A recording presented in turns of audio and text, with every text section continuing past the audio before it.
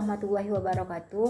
Halo semuanya, perkenalkan nama aku Rizka Nurul Fajri dengan NIM 23042207. Pada kali ini, saya akan menjelaskan materi pertemuan 6 tentang teori behavioralisme atau teori behavioristik. Selamat menyaksikan. Apa itu teori behavioralisme? Teori behavioralisme adalah teori yang terfokus pada perilaku seseorang dalam belajar. Menurut teori behavioralisme, belajar adalah perubahan tingkah laku sebagai akibat dari adanya interaksi antara stimulus dan respon. Inti dari teori ini adalah bahwa perilakulah yang seharusnya dipelajari, karena perilaku dapat dipelajari secara langsung. Nah, siapa sih tokoh terkenal aliran behavioralisme? Kali ini kita akan membahas tentang tokoh aliran teori behavioralisme, yaitu John Broadus Watson. Behavioralisme dimunculkan oleh John Watson di tahun 1913 di Amerika Serikat. Watson sendiri sering melakukan penelitian tentang psikologi hewan. Menurut Watson, perilaku manusia sama halnya dengan hewan dan mesin yang dapat dipelajari secara objektif. Ia mengemukakan bahwa segala perilaku manusia, baik itu emosi maupun aktivitas fisik, sebenarnya hanya ilusi, berasal dari stimulus serta respon terhadapnya. Ini merupakan bentuk penolakan Watson untuk mengakui eksistensi jiwa serta kesadaran manusia. Sebelum dipopulerkan oleh Watson, teori ini sudah dilakukan penelitiannya oleh Ivan Pavlov terhadap perilaku hewan yang dikenal sebagai classical conditioning. Stimulus dan respon di sini kita bisa mengartikannya sebagai stimulus apa saja yang diberikan guru kepada siswa, misalnya daftar perkalian, alat peraga, pedoman kerja, atau cara-cara tertentu untuk membantu belajar siswa. Sedangkan respon di sini kita bisa mengartikannya sebagai reaksi atau tanggapan siswa terhadap stimulus yang diberikan oleh guru. Apa saja sih faktor teori behavioralisme?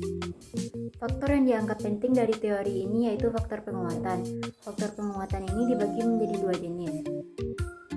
Yang pertama yaitu positive reinforcement, yaitu suatu tindakan penguatan dari seorang guru kepada murid secara terus-menerus sehingga para murid dapat memperkuat ingatannya tentang materi belajar. Yang kedua yaitu negative reinforcement, adalah suatu pengurangan stimulus dari guru kepada murid sehingga materi yang telah disampaikan tadi akan mudah terlupakan oleh murid. 3 kekurangan teori behavioralisme. Yang pertama yaitu pembelajaran peserta didik hanya berpusat pada guru, di mana peserta didik hanya mendapatkan pembelajaran berdasarkan apa yang diberikan oleh guru. Mereka tidak diajarkan berkreasi sesuai dengan perkembangannya, sehingga peserta didik cenderung pasif dan juga merasa bosan pada pembelajaran seperti itu. Yang kedua yaitu peserta didik hanya mendengarkan dengan tertib penjelasan guru, di mana pembelajaran seperti ini bisa diartikan dengan pembelajaran yang kuno atau tradisional, karena hanya menghafalkan apa yang didengar, dan juga pembelajaran ini juga dinilai sangat efektif. Tetapi pada pembelajaran ini, hukuman adalah cara untuk menertibkan siswa.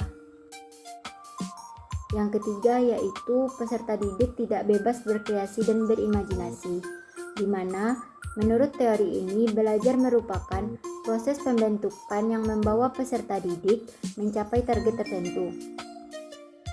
3 kelebihan dari teori behavioralisme. Kelebihan yang pertama yaitu teori ini sangat cocok untuk memperoleh kemampuan yang membutuhkan praktek dan pembiasaan.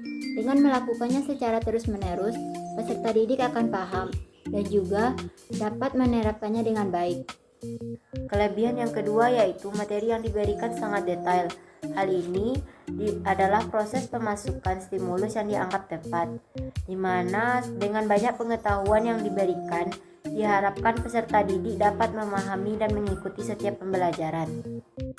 Kelebihan yang ketiga yaitu membangun konsentrasi pikiran.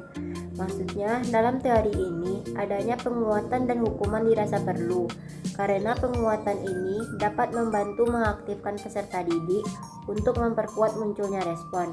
Sedangkan hukuman yang diberikan adalah hukuman yang sifatnya membangun, sehingga peserta didik dapat berkonsentrasi dengan baik.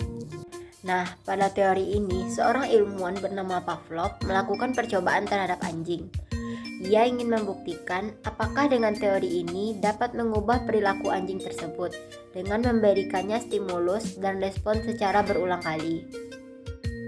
Pada percobaan pertama, Pavlov mencoba memberikan makan kepada anjing tersebut, disertai dengan suara lonceng.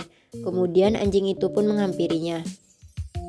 Dari percobaan pertama itu, ia mencobanya berulang kali sebagai bentuk positive reinforcement. Sesaat Pavlov hanya membunyikan suara lonceng, namun anjing itu pun tetap menghampirinya, seakan-akan tetap ada makanan untuknya. Dari percobaan tersebut, Pavlov membuktikan bahwa mengubah perilaku anjing dapat dilakukan dengan teori behavioralisme, dan juga mengubah perilaku dapat dilakukan secara terus-menerus. Sekian pembahasan dari saya. Assalamualaikum warahmatullahi wabarakatuh.